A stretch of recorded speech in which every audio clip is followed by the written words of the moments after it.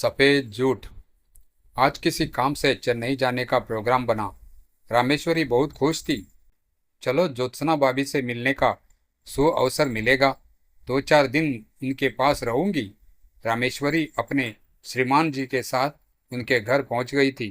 करीब 10 वर्ष बाद मिलना हुआ था।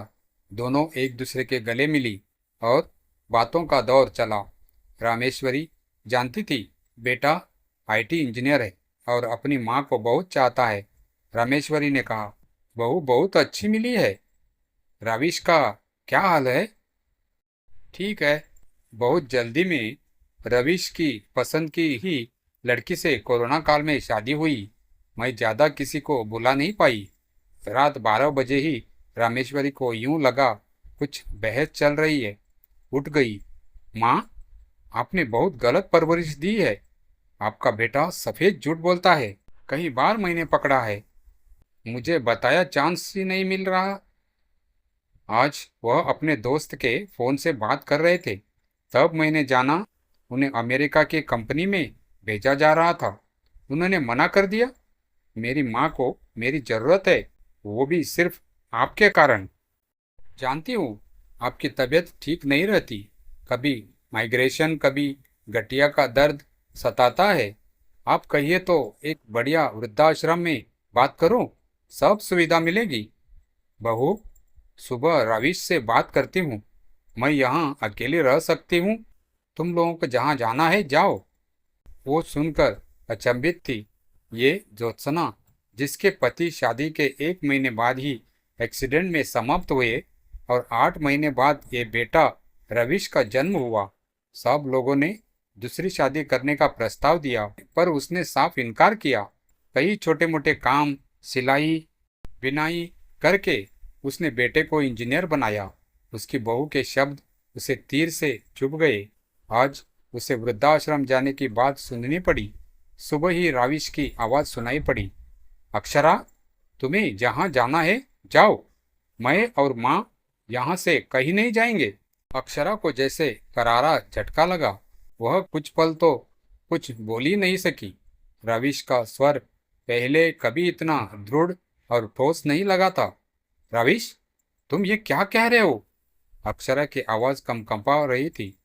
तुम अपनी जिंदगी और करियर सब कुछ दांव पर लगाना चाहते हो, सिर्फ सिर्फ एक भावनात्मक कमजोरी के लिए? कमजोरी नहीं अक्षरा, राविश ने सीधे स्वर में कहा। माँ मेरी ताकत है। जिनका सब कुछ चला गया था वो एक मुस्कान तक नहीं भूली और मुझे इंसान बना दिया। मैं उनका साथ नहीं छोड़ सकता। रामेश्वरी चुपचाप कोने में खड़ी ये सब सुन रही थी। उसकी आंखों से आंसू बह निकले थे, पर ये आंसू दुख के नहीं, गर्व और सुकून के थे। अक्षरा धीरे से बोली, लेकिन तुमने मुझसे कुछ छुपाया? अमेरिका का ऑफर? हाँ, छुपाया, क्योंकि मैं जानता था कि तुम्हारे लिए यह बहुत बड़ा सपना है और मेरे लिए माँ। हमें साथ मिलकर कोई रास्ता निकालना था, लेकिन तुमने पहले ही रास्ता दिखा दिया, वृद्धाश्रम का। अब अक्षरा कुछ नहीं बोल सकी। उस रात वह अलग कमरे में सोई और ज्योत्सना, जो रात भर चुप रही थी, अपनी पुरानी साड़ी के किनारे से बार बार आंखें पोंछती रही। अगली सुबह रविश ने माँ के लिए चाय बनाई और पास आकर बैठ गया। माँ, एक बात कहूँ? अमेरिका वाली कंपनी फिर से पूछ रही है। मैं चाहूँ तो तुम्हें साथ ले जा सकता हूँ, मगर मैं तब जाऊँगा जब तुम खुद कहो। ज्योत्सना कुछ क्षण चुप रही, फिर बोली, बेटा, मैं चाहती हूँ कि तुम उड़ान भर, मेरी चिंता मत कर, पर जब मैं कहूँ तब लौट आना।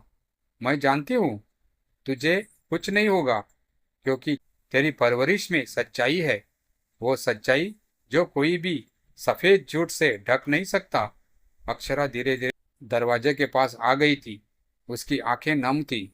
शायद पहली बार उसने ज्योत्सना को उस नज़र से देखा था, जिस नज़र से एक बेटा देखता है। सम्मान और प्रेम से भरी हुई थी। वो बोली, माँ, मैं शर्मिंदा हूँ।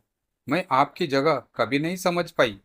आप चाहे तो मुझे बेटी मान सकती है, अगर अभी देर नहीं हुई हो। ज्योत्सना मुस्कुरा दी। एक लंबी थकी लेकिन सुकून भरी मुस्कान।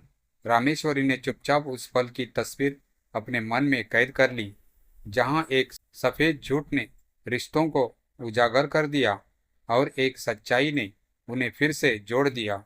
रामेश्वरी ने महसूस किया कि ये मुलाकात बस एक यात्रा नहीं थी, बल्कि रिश्तों की एक नई सुबह थी। उस शाम घर में एक अजीब सी नमी थी, लेकिन वो दुख की नहीं बल्कि आत्म स्वीकृति की थी। अक्षरा ने किचन में जाकर पहली बार अपनी सास के लिए चाय बनाई। कप पकड़ा तो हाथ कांप रहे थे, मगर आंखों में एक नई ठान थी। माँ, मैंने सोचा है मैं भी यही रहूंगी। अगर रवीश अमेरिका जाए तो आपकी देखभाल मैं करूंगी। ज्योत्सना ने उसका चेहरा देखा, कुछ भी नहीं कहा, बस उसका हाथ थाम लिया। इतने वर्षों में पहली बार उसने बेटी का स्पर्श महसूस किया। 3 महीने बाद रामेश्वरी को चेन्नई से वापसी करनी थी, लेकिन जाते जाते वो एक नई तस्वीर ले गई। एक परिवार जो बिखरते बिखरते और भी मजबूत हो गया था। रवीश ने अमेरिका की फ्लाइट पकड़ी, लेकिन जाते जाते माँ को और अक्षरा को गले लगाया।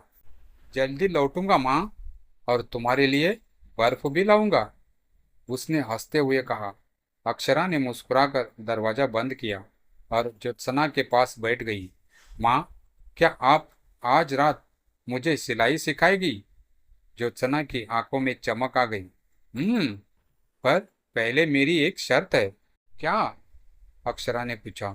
जो भी सीखेगी दिल से सीखेगी, क्योंकि रिश्ता भी दागों से ही बनता है, और वो तभी नहीं टूटते जब हर टांका सच्चाई से भरा हो। वो रातें अब बहस से नहीं, बातों से भरती थी।